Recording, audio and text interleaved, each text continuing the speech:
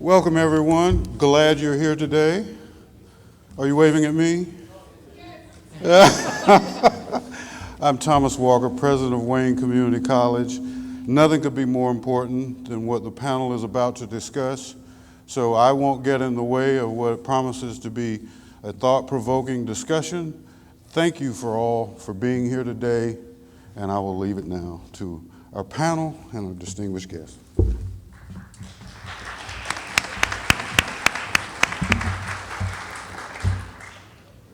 Good morning, everyone. My name is Andrea Freile, and I'm honored to be the chair of Wayne Community College's Cultural Diversity and Global Education Task Force. Our mission is to prepare our students to lead and succeed in a global world. To build awareness and momentum, we have decided to develop a series of conversations set in a comfortable environment so our community can feel free to exchange ideas. Welcome to our first conversation, From Here to the Dream. Today's intention is to invite you to join the conversation about how our community can collectively move forward to achieve the dream of the dreamer. And we know who the dreamer is, and what better day to have this conversation than on Martin Luther King Jr.'s birthday.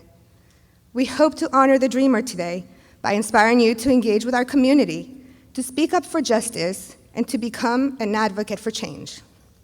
Leading this discussion is a panel of individuals who I trust will inspire you as much as they inspire me, and all those who listen to their calls to action, not only to serve our community, but to serve humanity. They and our moderator, psychology instructor, Mr. Raboli, have a vibrant spirit and a true desire to one day achieve the dream of the dreamer. Mr. Raboli. Thank you, Andre. All right, so I'm gonna moderate this so we try to stay on task and do it in a timely manner. I would like to thank everyone for coming today, especially Andrea, for all her efforts of putting this together. I know she's very nervous about this, and we want to do really well for her. The purpose today is to engage our students and to begin a dialogue in an open forum to discuss the dreams of the dreamer. Wayne Community College's mission statement, at least part of it, is to meet the educational, training, and cultural needs of the community it serves. And so this is just one step in that process that we'd like to accomplish. We all face obstacles, and sometimes we need people around us to help us get through those. I'm going to shorten my little speech today a little bit. I do have dreams. I had a dream last night, but as most of you probably know me, if you've had me, it was about zombies. It wasn't about anything else. But this college here fulfilled my dream. 26 years ago, I was in this school as a freshman, and I wanted to be a psychology instructor.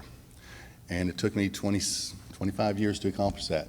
But it was with the help of the staff that was here then. I could name several people who will stick in my mind till the day that I die. People like Dr. Edmund Hogan, Rosalind Lomax, Ms. Patterson, Mr. Brannon, sailors. It can go on and on and on.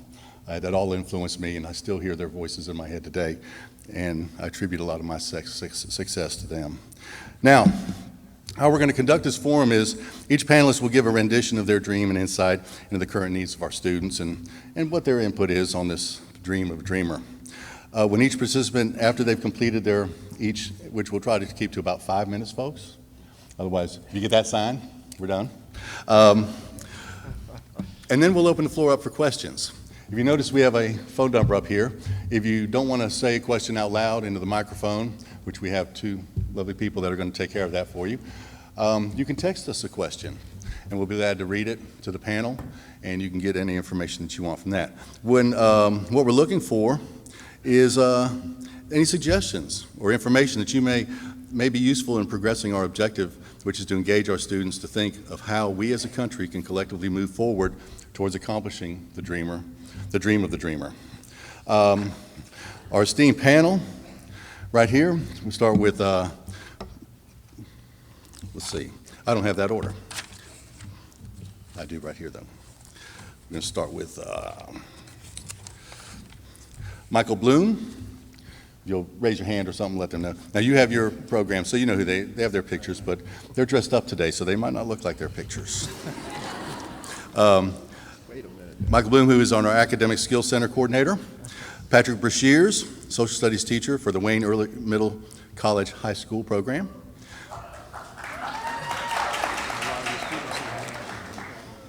Ray Burrell, an economics instructor and a man of wisdom.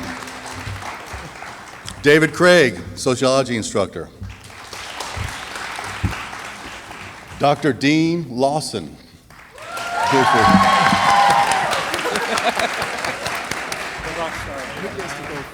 And the Community Relations Director of City of Goldsboro, Shaikol Simpson Carter.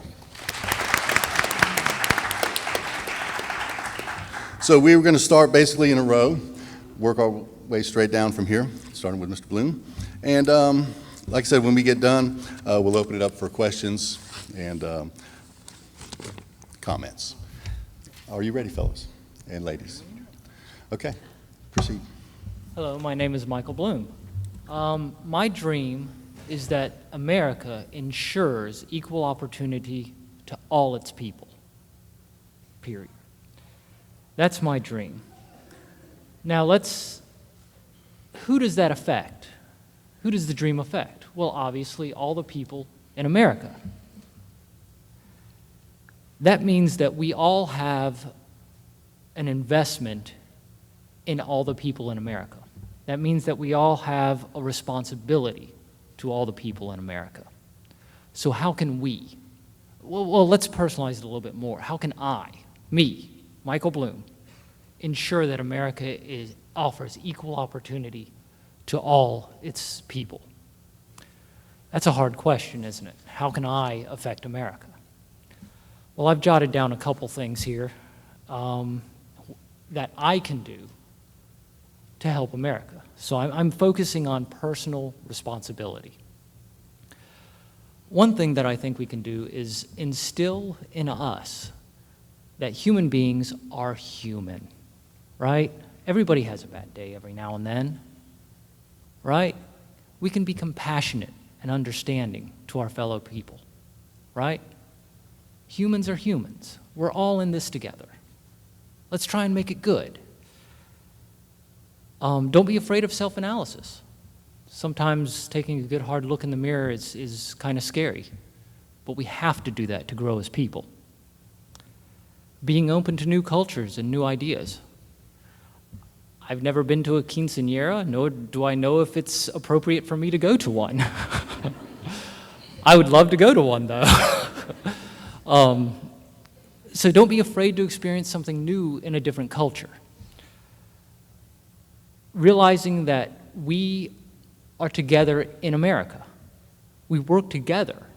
We can form a stronger society. So let's celebrate our differences instead of exploiting them. Supporting people that are less fortunate than you. And when I say supporting, I don't mean necessarily giving money. Hey, a pat on the back. Saying, hey, you can do it. That sort of support goes a long way. Being active in your community. We have many charitable organizations in Goldsboro that I could go and participate in. And I try to do that at every convenience. If you see an injustice, do something about it. Now, I don't mean jump in between the police officer that's beaten a criminal, necessarily. But you could call the cops and say, hey, listen, I see somebody hurting somebody else. Send more people. Think about it. Politicians, vote for the people that want to improve this country. My point is that we, together, can change this country. And we have to take personal responsibility to our changing the country. Thank you.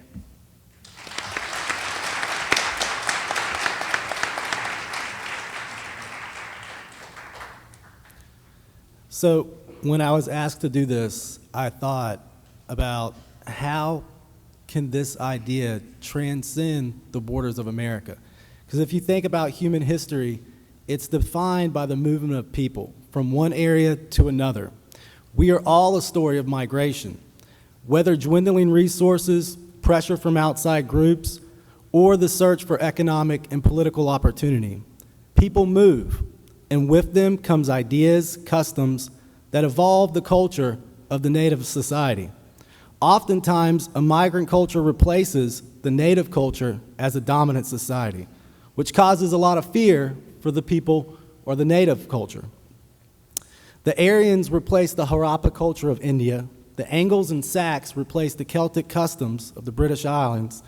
The Huns pushed the Germanic tribes across the Rhine into the Roman Empire, which blended Germanic customs with Latin beliefs that we still have today.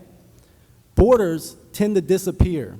They bend, they contract, and form as groups move into and out of different areas. Centers of authority shift between local leaders to centralized rulers. The city-state became the empire. Feudal fiefs became a kingdom, and kingdoms became nation-states, which through colonization and imperialism spread this Western institution to other parts of the world. After World War II, the borders of the world were drawn again based on socioeconomic and political allegiances and post-war needs. Our modern idea of nationhood and identity is based on the nation-state and nationalistic movements of the 19th and 20th century. Nations tend to operate, though, out of self-interest.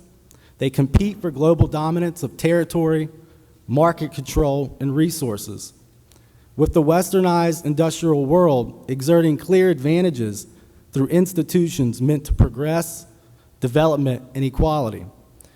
The 21st century will be defined by global integration due to technological, political, and economic trends of the 20th century.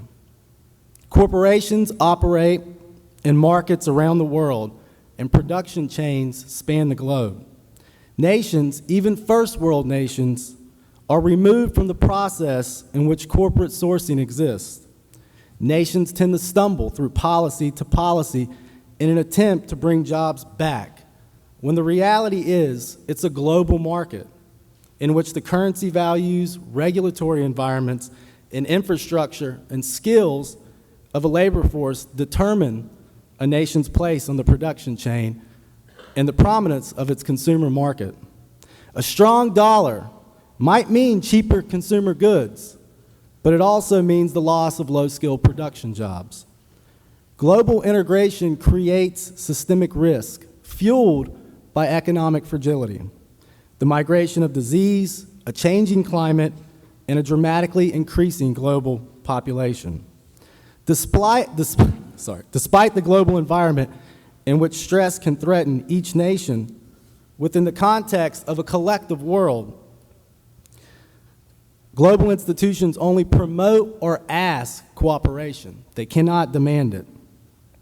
We are attempting to solve major 21st century issues that have global implications with antiquated and weak 20th century institutions.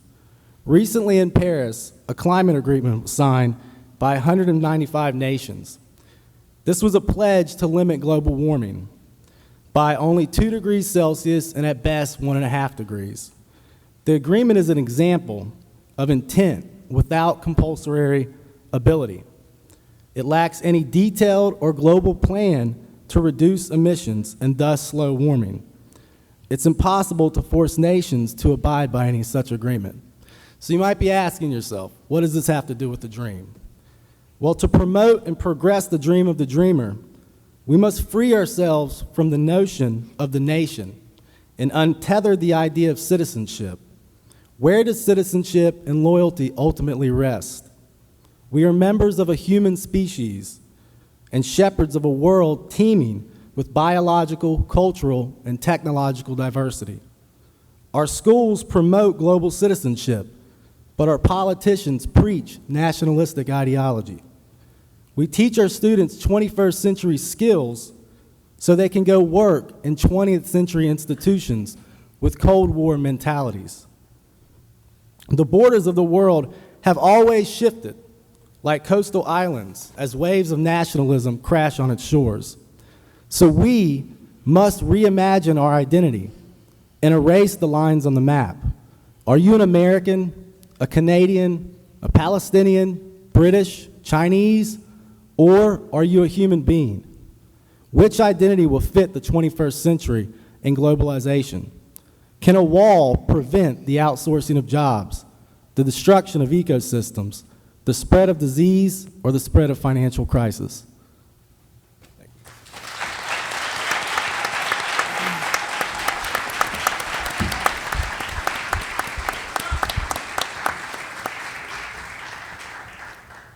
Thank you, Patrick. Good morning, ladies and gentlemen, and most of all, the students that are here. When I was asked to do this, I thought about Dr. King, but I also had to think about myself.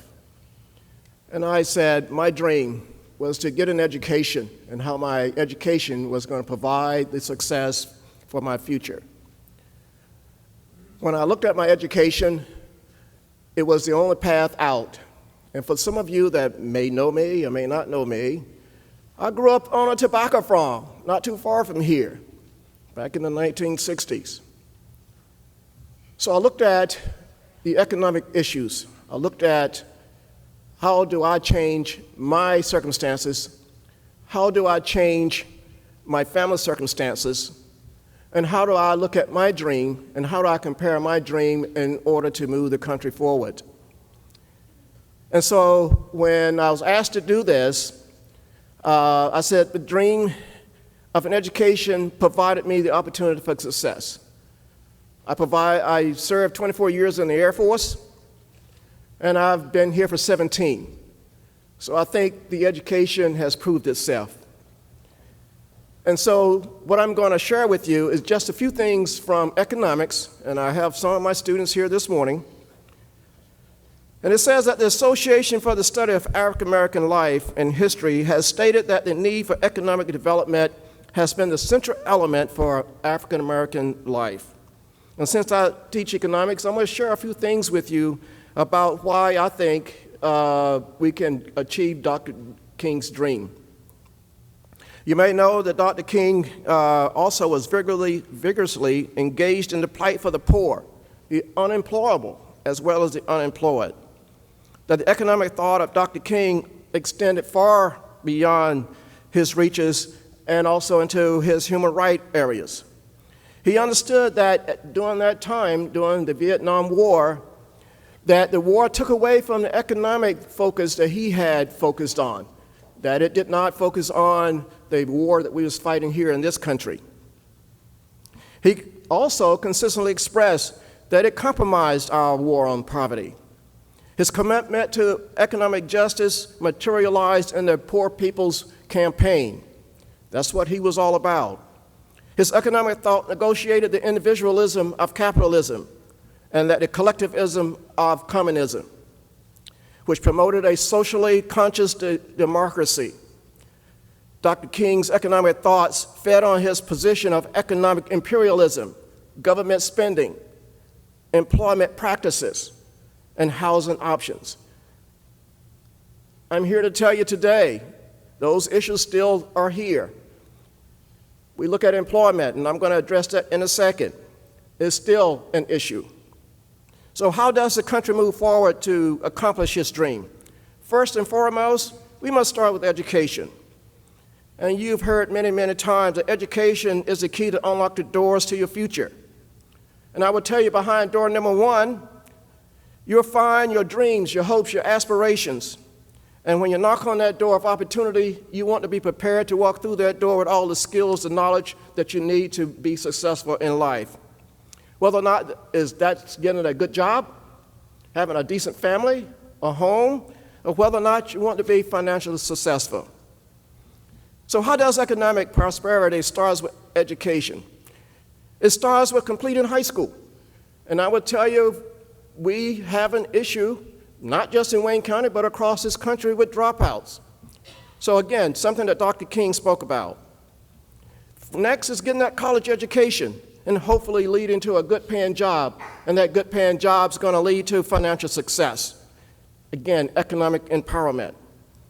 However, for some of our students attending public schools, still continues to be a challenge, even after the landmark Supreme Court decision of Brown versus the Board of Education, declaring that the separate education facilities are inherent unequal, which means we still have some of that. Even after the segregation of public schools, students of color still face the challenges of getting a good education. And this education process starts at home. Because we know by the time your children are in the 3rd grade, it's going to determine just about the rest of their life. We look at the 4th grade and determine how many prisons that we're going to build based on the population that's in the 4th grade. That is not something that Dr. King would want. We have a new initiative in Wayne County. It's Read Wayne Project that's starting with young mothers to teach their children how to read because they don't read. That's the beginning at home. And today, we still have a challenge with public policies that are pursuing public education and trying to refuse the equal access to public education in public high schools. We've created charter and private schools. Money that could be going to public schools are going to those schools. There's also unfair funding of our inner city schools. And by not funding those schools, the students are not getting the education that they are needing to make it into college. But how can we continue to move forward with Dr. King's dream? We can continue his fight for the economic disadvantage by providing the education opportunities for all segments of population, not just a few. But what else can we do? We need to create jobs that pay a living wage, which also provide families an opportunity for economic self-sufficiency, and therefore help close the wealth gap between the white households, the black and Latino white households.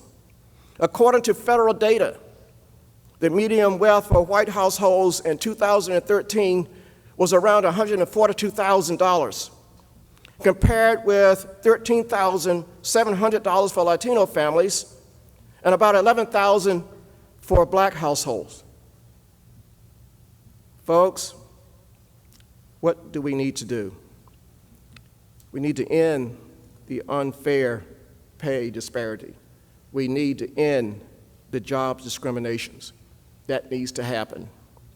Furthermore, this wealth gap extends into higher education as well.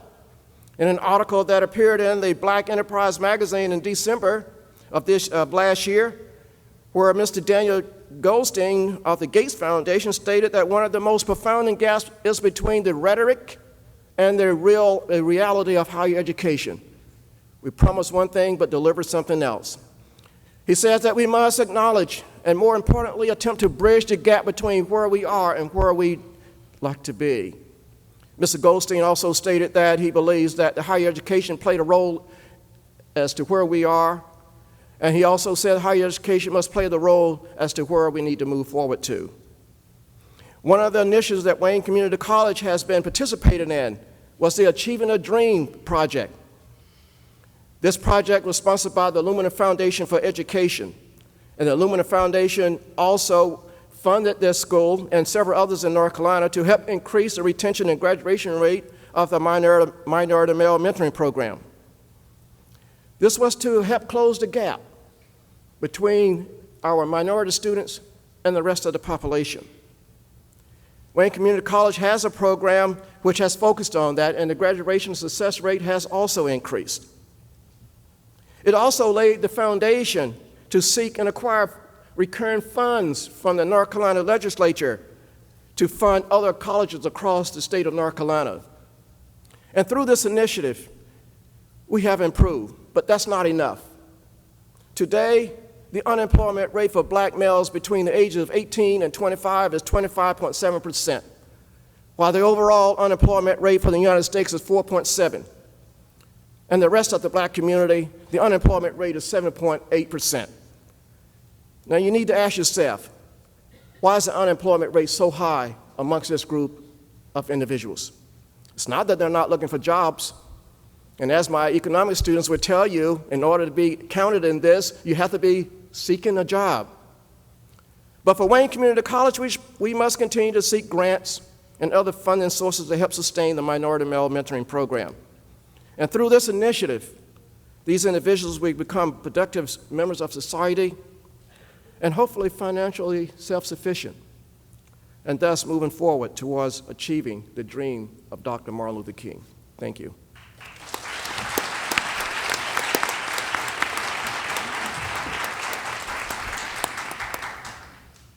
Good morning.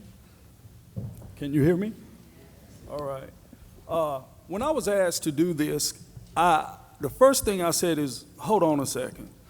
Am I going to be speaking as a sociology instructor that works at Wayne Community College, or am I going to be speaking from the heart? And I was told that I could speak from the heart. So if I get fired after this, you all just know that I was keeping it real, okay? All right. The words of King, spoken on August 28, 1963, have been used as a source of motivation and enthusiasm for what we might one day be. His words have also been a source of hope when the clarity of our shortcomings are laid bare. Indeed, these are moments of truth when the pain of who we are injects itself into our collective psyche. Yet, by all accounts, we continue on. Some of us pushing on with the dream in mind, while others of us go about our lives trying to survive what might be termed as a bad dream, and for others of us, a nightmare from which we cannot wake up. So if any, is there a way forward? We know that laws and policies matter. So for some of us, the obvious answer is to protect ourselves through law, or what might be termed as rights under the law. Richard Thomas Ford says, although this is a necessary component in our fight for justice, it cannot and should not be the primary means through which justice is achieved. In order for King's 4 children to live in a nation whereby they are not judged by the color of their skin, but rather by the content of their character, there must be a general basis for that judgment. And currently, that basis of judgment cannot rest solely on what can be clarified by law or under the law. But rather, this type of nation can only exist through the widely held values and ideals of people themselves. That indeed is something that must be put forth by a people in their day-to-day dealings with one another. Hence, to be judged by the content of one's character, which is indeed one's level of moral excellence, there must be a suitable society in which moral excellence is the norm. For one cannot be judged outside and apart from the very society itself. Those who sit in judgment of others must be virtuous themselves. This is the beginnings of self-governance. James Madison asserted self-government is not normalized or accomplished through political or legal institutions, but through the virtues which exist within citizens themselves. This was the only way. This demands a civic culture whereby persons engage with one another in good faith and out of a sincere effort to do what is best for the nation as a whole. This is what Richard Thomas calls civic virtue, or what some others might call civil religion. As many scholars have suggested, and many of us now know, only an internal virtue can constrain us from dominating and exploiting one another. As history has shown, laws have been established under the guise of good intent when their purpose is political domination. Let me say this. We don't need strict voter ID laws if we want to ensure that rampant voter fraud is not occurring. Let us simply put our left thumbprint on each ballot. In my view, such efficiency should be embraced by those who espouse small government. Brothers and sisters, we must stop dealing with each other in bad faith. By bad faith, I mean saying one thing when your intent is another. It is not okay to sell me a bill of goods when you have no intent to make good on the bill when it is within your power to do so. This leaves me cynical and doubtful of your virtue. As Carson Holloway says, we must engage in a candid civility that does not avoid truth in order to be non-offensive. We must not only be reasonable, but we must also engage in reason. Just because we have a way of thinking and we are successful and powerful does not mean we have not given ourselves over to madness. Let me say, reactionary populism without both reason and virtue is madness. To speak of making America great again without a real understanding of how America came to be great and then maintained its greatness leaves us nostalgic for something which was never really quite true.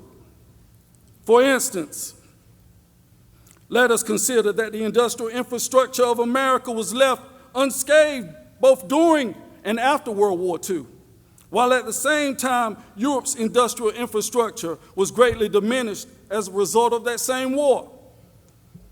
This translated into a booming American economy. It's just that now Europe has rebuilt and the rest of the world is catching up, while at the same time neoliberal capitalism has allowed wealth to increasingly consolidate at the top.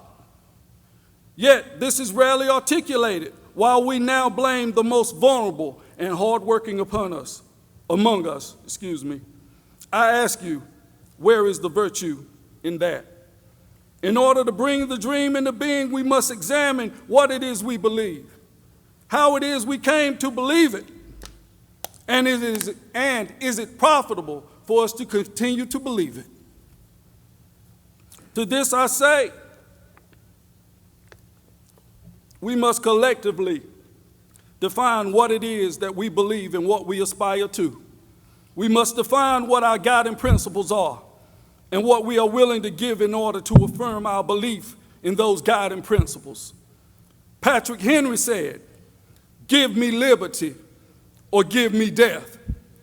Martin Luther King Jr. said, "If a man has not discovered something that he will die for, he isn't fit to live." I submit to you today that basic human dignity necessitates some minimum quality of life that transcends all social boundaries. In our most civil state, that minimum quality of life is what we push for when we make use of our knowledge, skills, and talents for purposes of establishing that human dignity. However, it is in the state of madness we opt instead for the accumulation of wealth, status, power, and political domination over the nurturing of that collective good. If you want to do well, let me do well. If you want to be secure, fight for my security. But if you want to exploit me and use me, know this, in the words of Marx, every system of domination holds within itself the seeds of its own destruction.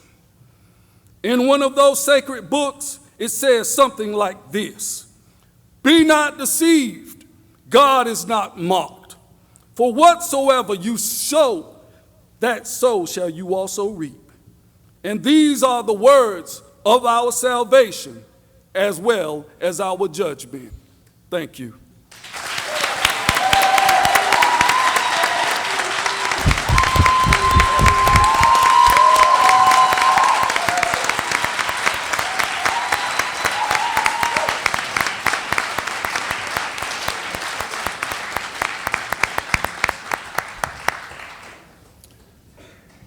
Can you hear me okay? Do I have to follow that?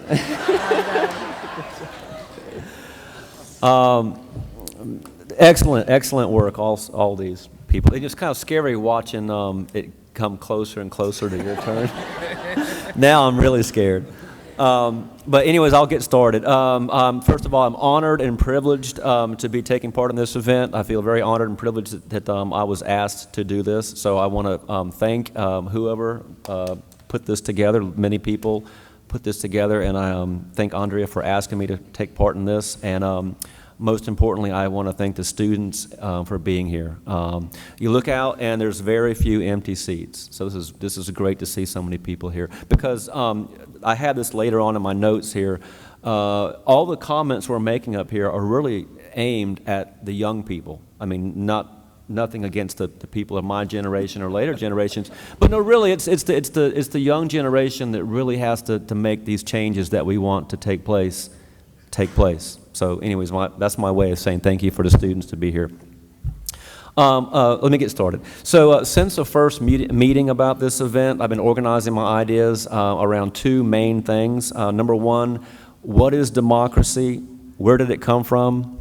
And number two, how would Martin Luther King Jr. look at democracy in America today? How would Dr. King look at the state of America today? So first of all, democracy. Democracy means government by the people. Democracy began with the Greeks over 2,500 years ago. The Greeks rejected monarchy, ruled by the one. They rejected aristocracy, oligarchy, and plutocracy, which basically mean ruled by the few, by the so-called best, and by the rich.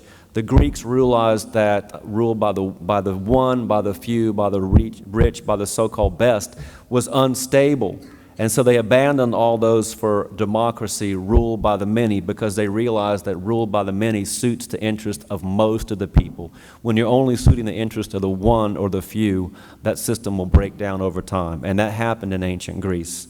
So I think this is important for me to touch on this again, that the Greeks knew more than 2,000 years ago that your government needs to suit the interests of the many and not the few. The Greeks knew that 2,000 years ago, and I think it's important for politicians today to realize that you have to serve the many and not the one or the few. Democracy failed in Greece after the Peloponnesian Wars. We next come to the Romans in history. The Romans used democracy, basically diluted in something called a republic. And then after the fall of the Roman Empire, democracy basically is rare for about 1,000 years. It's not until the United States begins in the late 18th century that you see a nation begin with democracy again.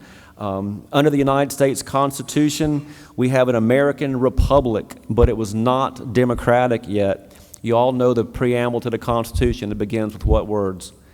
We the people. But in the 18th century, we the people was very narrowly defined. It basically meant we the people. It basically meant white male property owners. Okay. Well, if I can go back a few years before the Constitution, you had the Declaration of Independence, which has these words: "We hold these truths to be self-evident, that all people are endowed by their Creator with certain unalienable rights. Among these are the right to life, liberty, and the pursuit of happiness."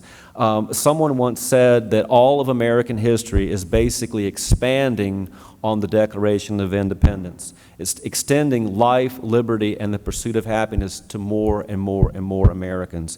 And that's basically the last 200 years of American history, is expanding on, extending life, liberty, and pursuit of happiness to more and more Americans.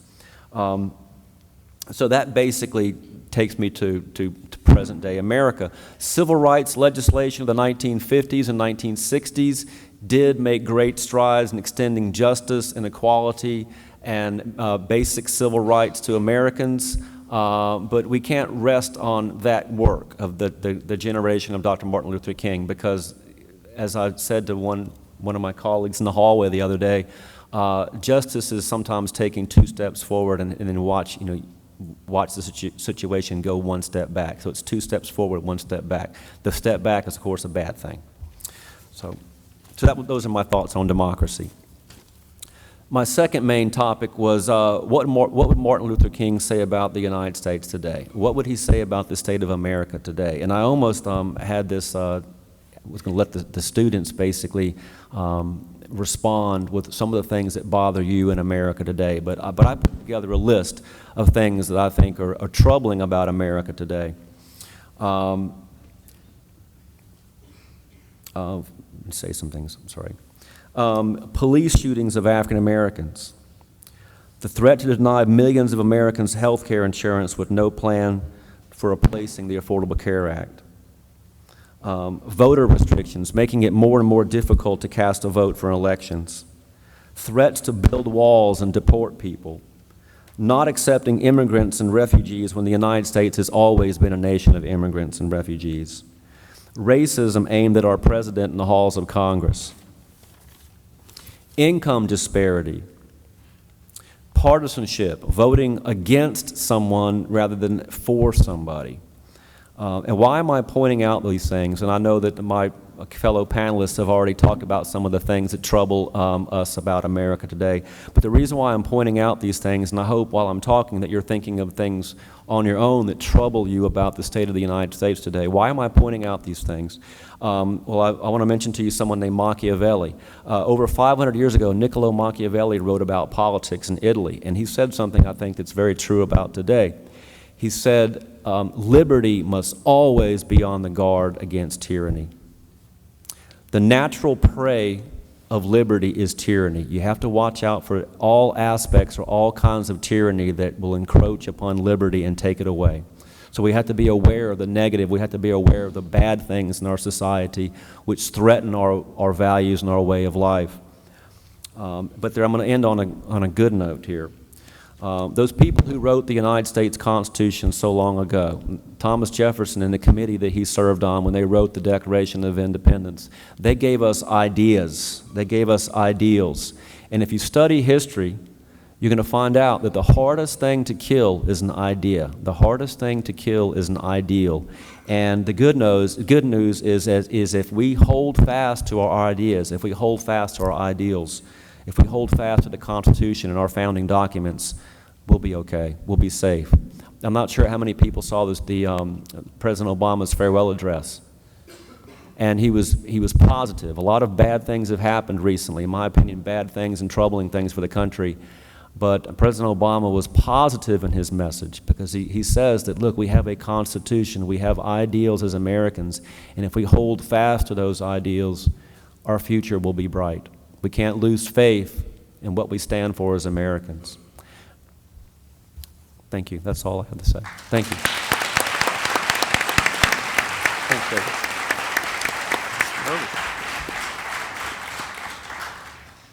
Well, good morning to you all, and I'm honored to be up here with the panelists, and I will let you know they did not save the best for last, so don't expect a dynamic speech or anything.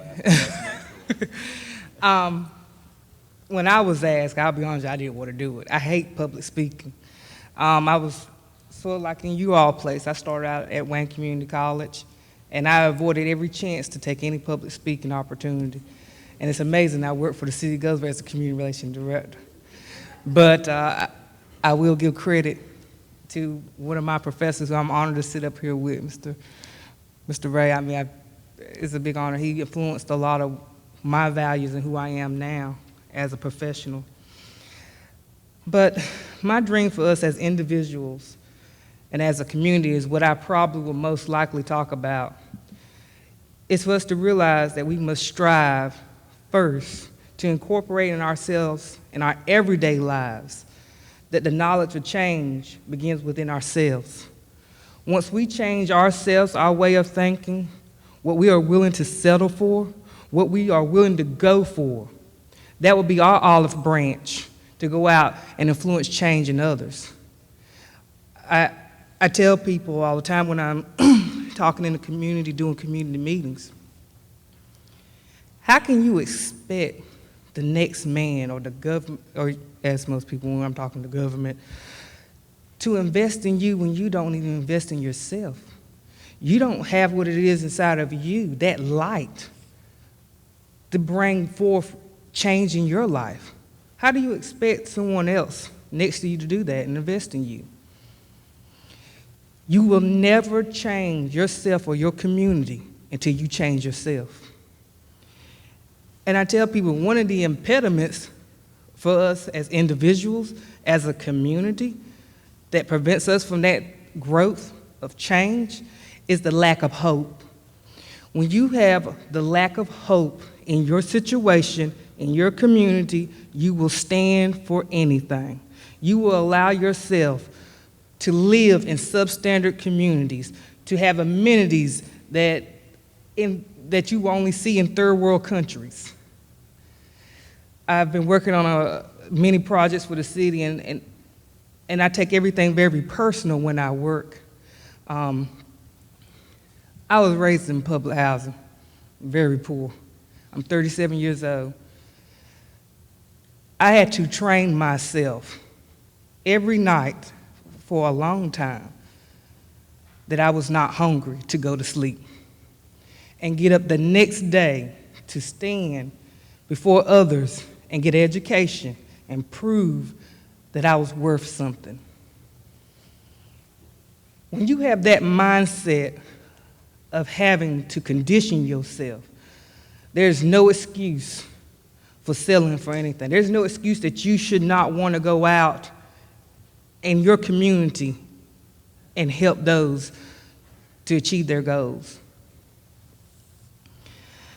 I've always said that one of the things that, with no hope, as I said, we all will fall for anything.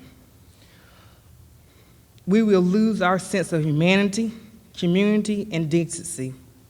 And I will try to get through this. I've told people in the last few months I've become very emotional. I lost my brother last March at 32 to asthma. And it kind of brought a lot of things more to fruition for me about the steps that I've made and the steps I need to make as in my role at the city of Goldsboro, and just as an individual. So I will try to do that. Our community, our country will lose the ability to be sustainable and thriving when we don't have hope, when we don't have the determination to want better and to go for better.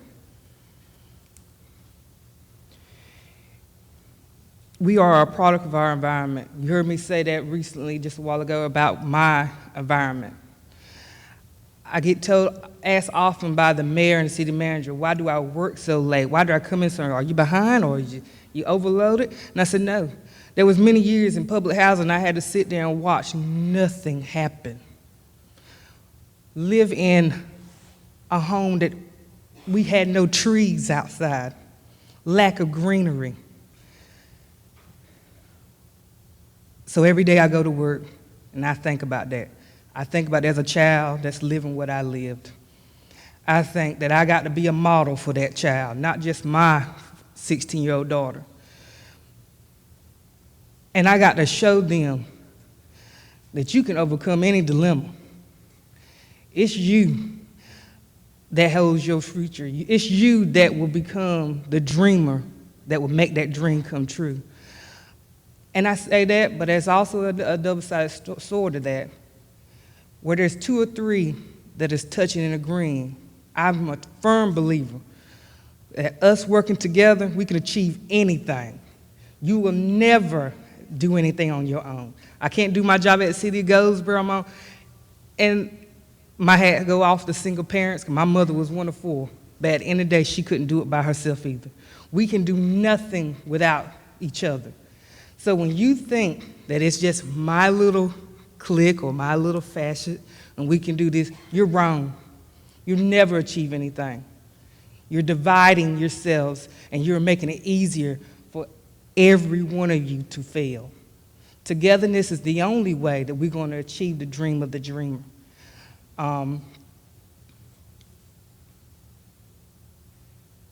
When we, as I spoke about you'll settle for anything if you don't have hope. I've had to witness recently a group of people who know that they deserve better in their community, but they just settled for what was there. And all I could keep thinking about was their children. Oh my God, their children are seeing their mom and dad saying, hey, this is the best we can get. We'll take these crumbs. We're not going to ask for anything more. We're not going to beat the door down for more. And I kept saying, God, it don't just stop with the mother and father and the children. you're setting the tone for the next generation. And I think that's, as a community, as individuals, we forget that. I tell people I have 4 degrees, but I'm not a scholar. I'm a plain person. I'm a worker bee. I'll do anything for anybody. If you have that mindset, any dream that you have, I promise you, you'll be 100% committed. You'll have people who will have a light in their belly that's 100% committed to help you achieve that dream. As I said, it can't be done by yourself. It has to be together. And as I said, they didn't save the best for last, and I'm very plain, so thank you.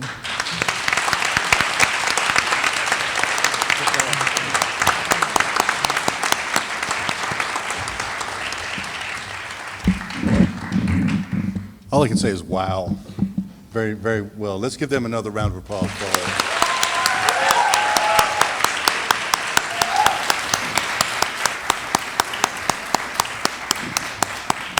You know, it's excellent to see all the young people here today, and people of our generation. What you have up here, and I think, don't sell yourself short, Ms. Simpson. Hope is what we do need. And hope, what you have up here is a panel that is sacrificing, not really sacrifice, because I think they enjoy what they're doing, but to instill hope in each of our students. That's, you know, teaching things, passing along knowledge is one part of what we do as instructors and community leaders. We want to inspire you to be the best that you can. It doesn't mean you have to have the best education or the most education, but it's to educate yourself so that you don't find yourself in situations where you put yourself in a pigeonhole. Hope to me is great. I want to read just a real quick quote from W.E.B. Du Bois. Over 100 years ago, he wrote, "The facing of so vast a prejudice could not but bring the inevitable self-questioning, self-disparagement, and lowering of ideas which ever accompanied repression and breed into an atmosphere of contempt and hate." What he's speaking to is if you don't believe in yourself, then you will keep yourself where you're at. You'll just be reacting to the environment and not responding. And what you have to do is to respond to something, you must sit back and think for a second of how you're going to act and how you're going to proceed. Just take that moment. Reactions keep us the same, keeps us alive. And for some people, that's a lifetime. We up here, we want you to aspire to be the best. When I came to school here, the kids I went to school here are the lawyers out there. Some are the doctors at Wayne Memorial. Some are teachers. You are our hope. So don't let us down. Don't limit yourselves. You can reach the skies, okay? So, in lieu of that, I guess we're going to open this up to questions. We'll wait for that a little bit. So let's take some questions from the audience. If you'll raise your hand, we have Ali and Tara here that will bring a microphone to you so you can ask the panel a question. If you want to direct to somebody specific or to the entire panel, let them fight over who's going to answer the question. And texting is an option if you're a little bit shy. Yes, and That's if you want to okay. text, right up to that number. So, don't make me ask questions because it'll be tough. Hello, my name is Chad Evans. My question is, what are some of the obstacles or some of the challenges that may have affected your past that you still see that may affect the future of the youth today? Okay, did you get that? What obstacles from your past that you've had in your past might prevent you from doing things today? Is that pretty much what you said? No, that may affect the youth. Oh, that affect the youth. So what obstacles do they need to be prepared for? Well, what I can tell you is, in my experiences, I want to say this the right way. I've had some adverse experiences in employment. Now I got to bring out the sociology. The masculinity in me would influence me to tell this man where to take this job and shove it. Okay? That's the masculinity in me. However, at the same time, I had responsibilities. When I looked at how many times I had walked off of jobs because I felt disrespected by people, but I had responsibilities. Basically, sometimes I put myself in the hole trying to garner a level of respect for myself. And so what I'm saying is that we all sometimes get caught in double binds. You know, you can't win for losing. Even if you stay on the job, you still become depressed or oppressed, which is to be burdened down in your mind about how this person is treating you. Sometimes you have to stay with it. You just can't give up. And I see that that's very much something that young people will experience, and until we change the way we do things, that's the way it is. Okay, let me ask one more follow-up to that. As far as I think where he was also coming from is, what barriers do these people, what are they going to face as they go through school, applying for jobs, things like that? What barriers are they going to have? I think one of the things, and I mentioned it during my forward presentation a minute ago, is education, experience. Too often, what we would see is that you want to be prepared, and sometimes you say, I don't need all of that in order to get this job. You want to make sure that you got the appropriate education for the field that you're going to go into, and go beyond there, because you need to be able to sell yourself not only for that degree, but also all the other things that you're involved with. And I will share this with you from a perspective that I've had here at Wayne, especially interviewing students, military folks, and people from the community. A lot of times they will have a degree and they say, well, you know, I can't get a job. Well, no experience. Well, the thing is, you can volunteer. You can do things on this campus, get into clubs, get into volunteer organizations in the community. That becomes part of your experience. And the reason I'm going to say this, because my lovely spouse is here today. And when I was stationed in South Dakota for 7 years, she worked as a volunteer. And she was recognized twice by the Air Force, by the Air Combat Command, twice. And at the time, General Lowe, who was the 4-star general, flew out to Ellsworth to recognize her for her volunteer work.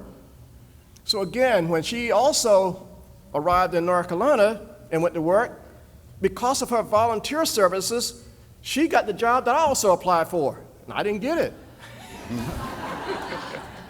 I applied twice.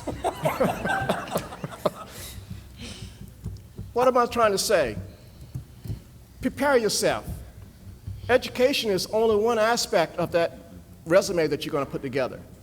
The other aspect of that is what other things that you're doing other than in the classroom, in the textbook, and going home. You want to get involved with the community, and I think that's something that Dr. King has also expressed. You can all serve. And by doing that, then you're going to give back to the community, and the community is going to continue to strive forward.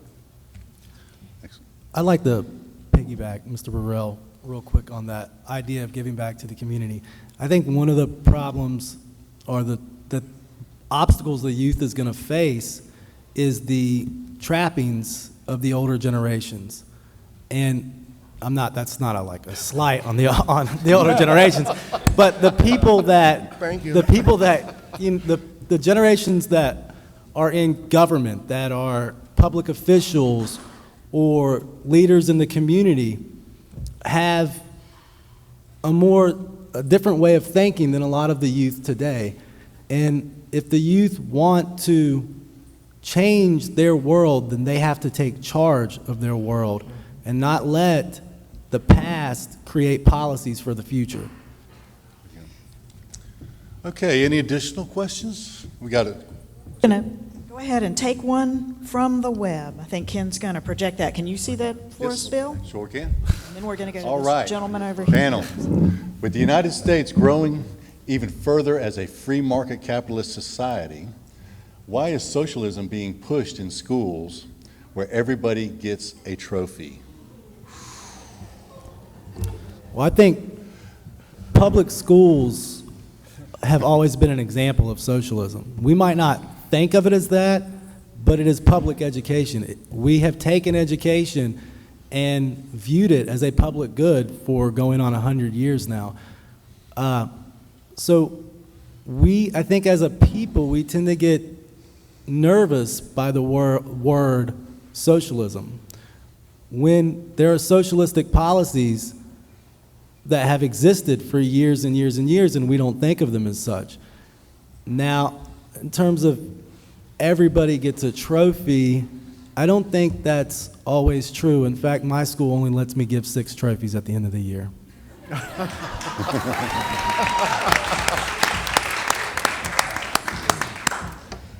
Look, I like to reverse that question.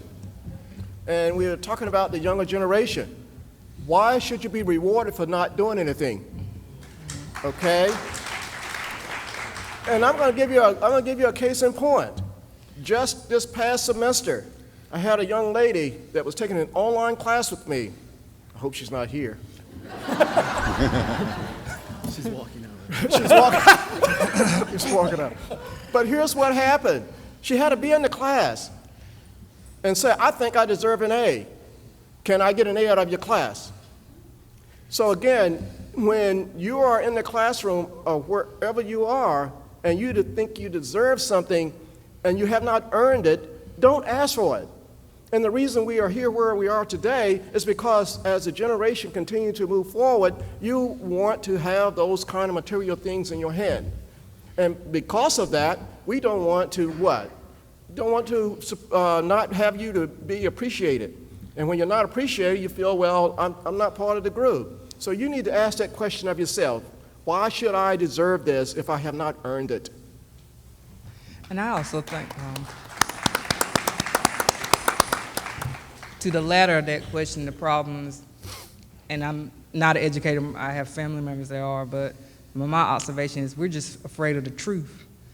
We're afraid to tell people the truth about their abilities as they are right now. Me telling you that you are a C-level student is not me telling you that you will not one day become an A-level student. And I find that in not just education, but in when we're dealing with individuals and others in the community and everyday life, there's a fear to be honest. And I'm a person that I'll tell you, I'm not a blunt person. I shy away from giving my opinion unless you pressure me. But I do believe that when we become more open to the honesty of where we are at a level and that conversation that we have to make us grow to that next level, then you will see less of the social, and I'm not a big component of a lot of socialist ideas and policies, that you will find that the latter of that question, we will see some type of change of that, and it will be a positive one. I'd like to say that, everyone likes to get an award, everyone likes to get a trophy, but you don't need a trophy or an award to feel good about yourself. That's right. That's right. I would like to, I'm reminded of a situation I had here at Wayne Community College many, many years ago. I was writing papers, and I would constantly get these B's on papers. And I would get upset because I never got an A. Well, I started looking at who was getting A's, and I said, man, these teachers ain't fooling me. They're discriminating. So what I did was I began to go to the Writing Center. And what I discovered through going to the Writing Center is that I was constantly making the same mistakes over and over and over again. Now, some years later, after going to the Writing Center here at Wayne Community College, I attended Mount Olive College. And guess what? A professor actually told me, I'm jealous of your writing.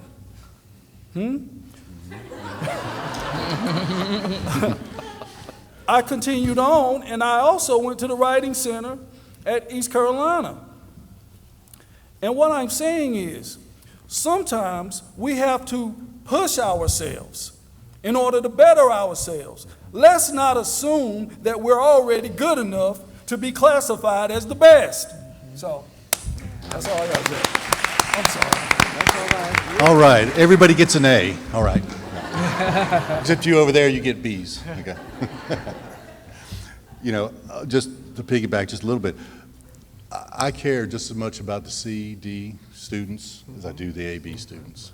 As a matter of fact, I probably care maybe slightly more because I'm concerned and I want them to be the best they can be. And I know this panel shares that. Okay, next question from the group. We have somebody right down here, or right here. We'll get to you, sir. I just want to thank you all for wonderful observations and information about economics and globalization and hope and self-perseverance and democracy and sociology and all these things.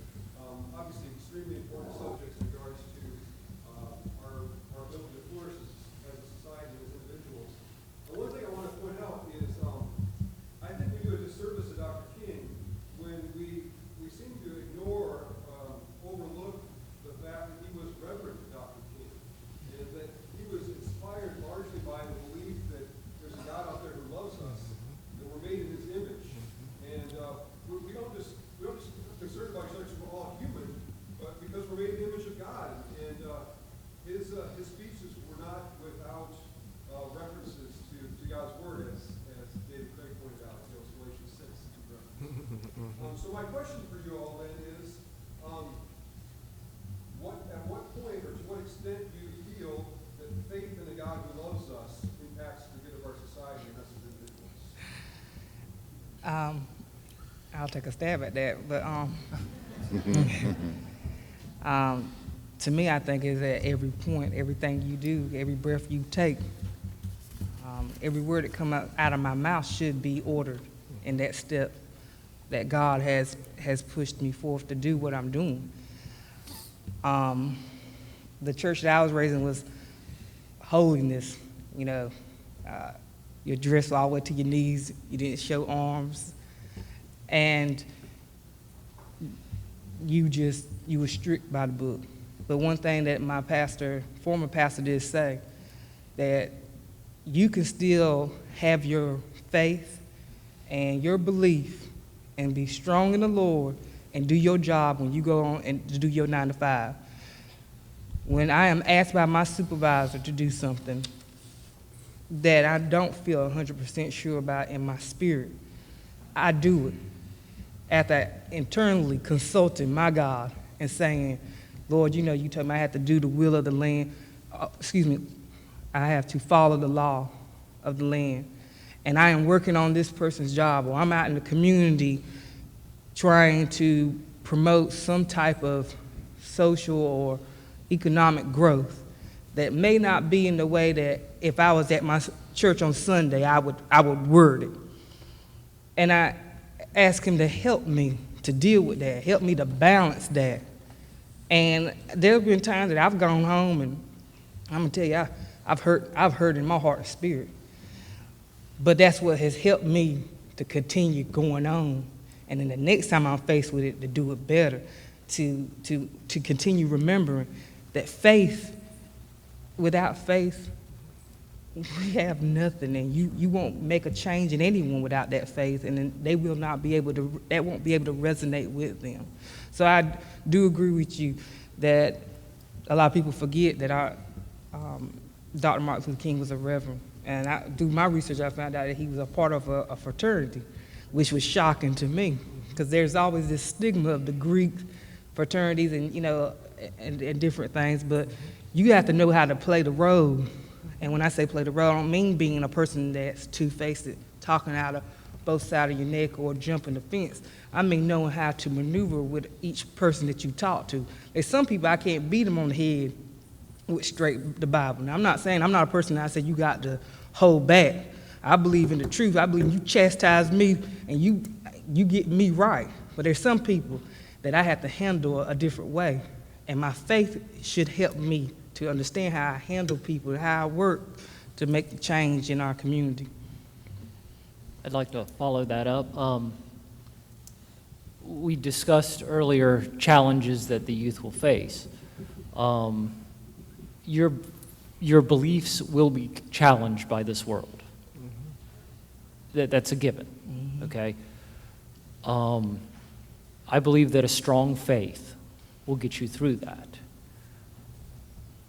Also, though, I believe that we should not challenge each other's faith. So if someone has, we should be accepting of their faiths. Okay? So I highly encourage all the youth in here to cement that faith as soon as possible, because those beliefs will be challenged.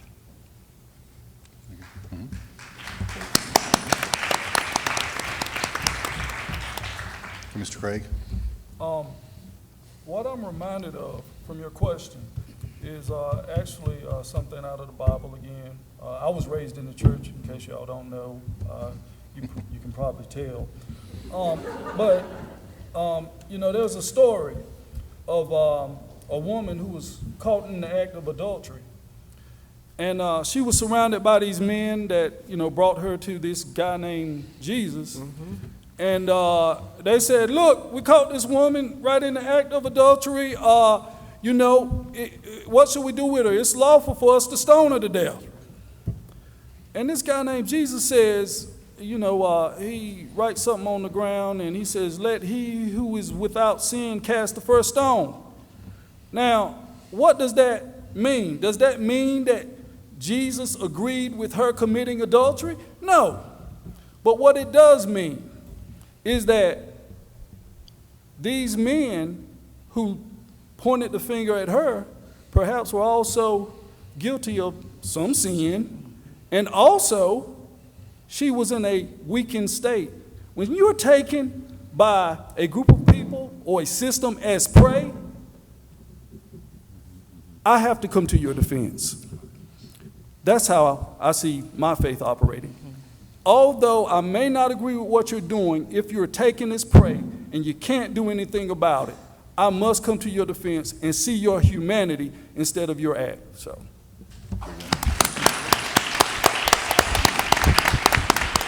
Okay, panel, we're going to take another text question. So, how can we as students change our local community? What specifically can they do, and where do you see our community going in the future? Vote. Yeah. Vote.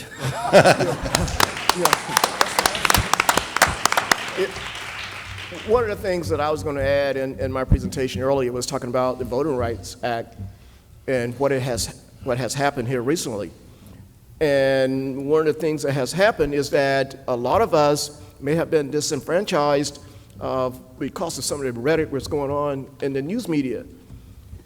But when you say that, my vote is not going to count, it does count. You need to go exercise that vote. You either vote positively by going to the voting booth and vote, or you vote negatively by staying home. So either way, you vote. But the thing is, we want a positive vote. We've had members on the voting registries across this state that were removed from the voting registry and prevented from voting.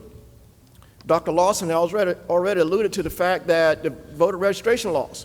I shared this with some individuals that I was in a group with not too long ago. Now, my mother never learned how to drive. Now, with the voter ID law, guess what? She's 89 years old. She has to go to the DMV to get a driver's license to show, or get an ID to show that she is a person that qualifies to vote. And I think what we need to do is go like some of the other countries have done, get the purple thumbprint and put it on the ballot, if we're going to have to do that. Second, if we're going to have the voter ID, then when we register to vote, take the photo and give it to us. Don't make it so we can't vote. This is the one place that I think we can make a difference, because if you vote in the people that's going to make the change, then the change will take place. But you have to be involved. Too many people sit on the sideline. And when you sit on the sideline, just like in a football game or anything else, if you're not in the game, guess what? You can't influence the outcome. And so therefore, vote, because that's the only way we're going to change things. Secondly, get involved with some of the civic programs in the community. I mentioned the Reed Wayne Project. This is where we're going to work with young mothers with newborn babies to start reading to them as soon as they are born, to teach them how to read. You can read. Take time to go and do that. Go to the Boys and Girls Club, go to some of the other clubs, and sit down and work with some of the young kids that are in the high school. This is how we change. And if you're going to bring about change, then get involved. I'd like to say voting is very important, but don't just pay attention to presidential politics or national politics. The state you live in is moving in a clear direction. Ask yourself, do you want it to move that way? A lot of stuff has been happening the last 4 years, and we need younger people to pay attention to state and local politics and question the direction North Carolina is moving in, and do we want to go along with it? And also, think beyond the Democratic and Republican parties. Do we have to only choose from these two political parties who have been around a very long time? And should they continue to exist? Or should we start to think out of the box in who we're electing and who we're considering to run our country? We'd like also the panel to follow up with where do you see this community going? That's a new question. The second part of the first question was, where is the community going from here? How do you see our community in the future? Wherever the youth take it, it's up to you. Very good. I like that. Okay, we have a question from the audience. My name is Antonio Hines. I'm the student coordinator for the Minority Male Initiative here on campus. I was wondering, I heard hope, responsibility, respect, experiences. What are some other characters that can forward Martin Luther King's dream? And also, I heard the financial incomes for, it was like a 10 times deficit, was Latino and black to white. If I go in my spare time, all the spare time I have to accumulate it, by the time I'm finished, will I come out with a job above the poverty line to go a little farther inside of that $100,000 mark, or will it take 10 years to get there? Well, I'd love to answer that. Well, I put it to you this way. It took me long 10 years to get there. Ask my wife. But here's the thing.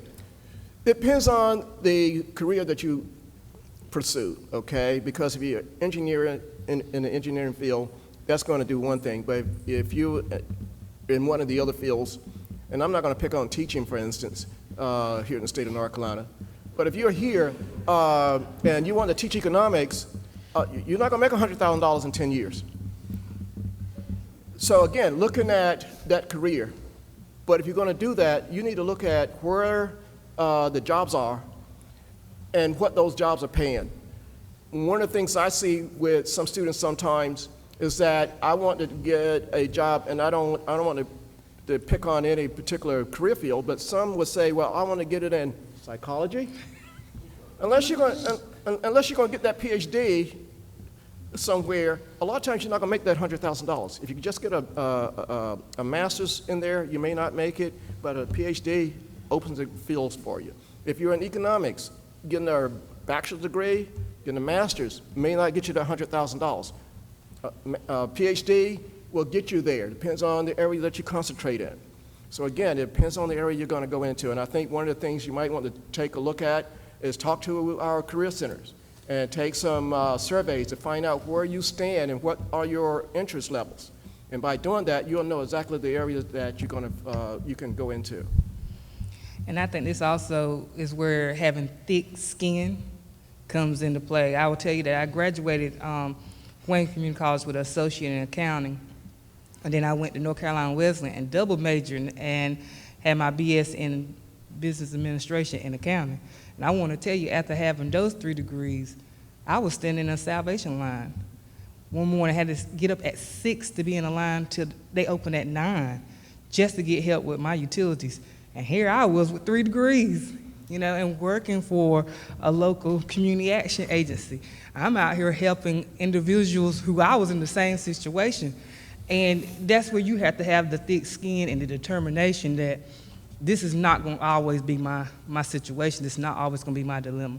And that's where I said it comes back to also that having the ability to be honest within ourselves and with others, and just encourage yourself as well as surround yourself with people who are going to encourage you. And that is great professors, community leaders, friends, family, that will help you to understand that this is not where I'm going to be at always. And you will reach that plateau that you want unless you hold yourself up. If I can add something.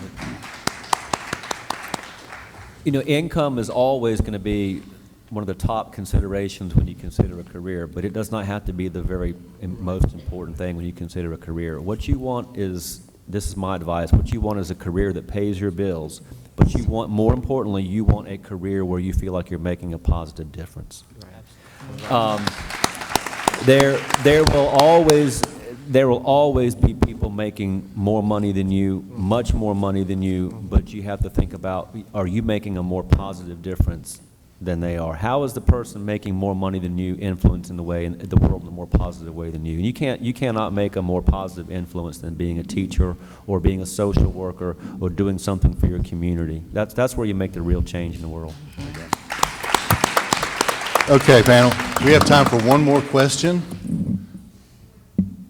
You want to do a text question?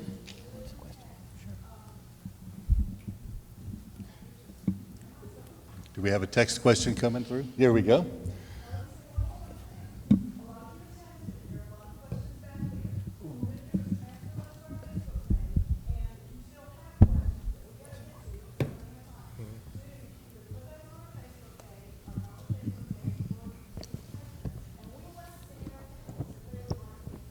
Can I start this one? Okay, now your final question. Can I start this one? Maybe. Help us understand how we can follow a racist, sexist, shallow human being. How can we have a positive mindset with our new president? Dr. Dean Lawson. Well, we have to do, it goes back to what I tried to say more clearly and what I said earlier. We have to have faith in our founding ideals. We have to have faith in our founding documents like the Constitution and the Declaration of Independence. We don't have to have a so-called positive mindset towards this president, but what we can do is we can follow him and watch him very, very closely. And when things begin to get illegal, you do something that the Constitution provides for. Like Machiavelli said many years ago, the tyranny preys upon liberty. You have to almost be a conspiracy theorist a little bit. You have to look for actions which undermine democracy. You have to look for actions which undermine liberty, and then you nip that in the bud. You act to stop the progress towards a tyranny or something like what we're currently going through. Let me add that let's not act as if this is the first time, and I'm not saying that President-elect Trump is a racist or sexist. What I'm saying is he has said some things that perhaps most of us disagree with. But that being said, let's not act as if he would be the first sexist or racist president. Okay? Just as in the past we had to give deference and respect to the position that presidents held, we should do the same for our President-elect Trump. But watch him and be prepared for any eventuality.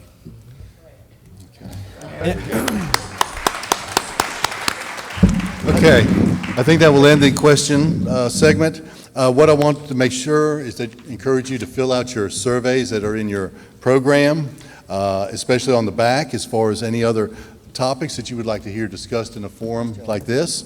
And we can bring this esteemed panel back to answer some of those, maybe some of those questions, possibly. We'll see.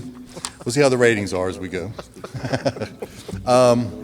And I want to thank, again, Andrea, for putting on such a great and well-needed forum for us. And I want to give a final round of applause to our fine esteemed panel.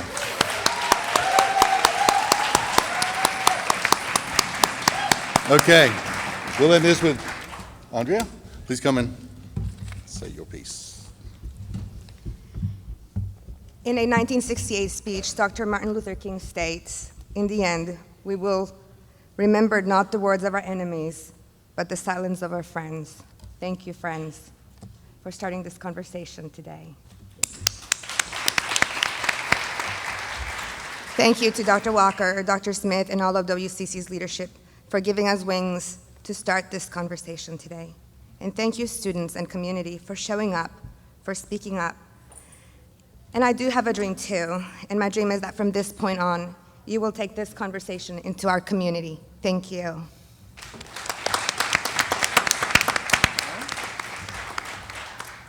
Thank you very much. You're dismissed. You are dismissed. You may go back to class.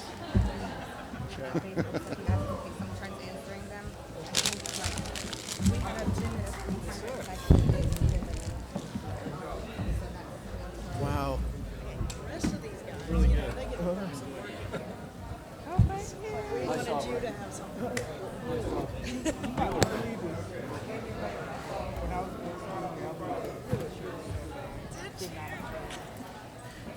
is not the right size. You let us know.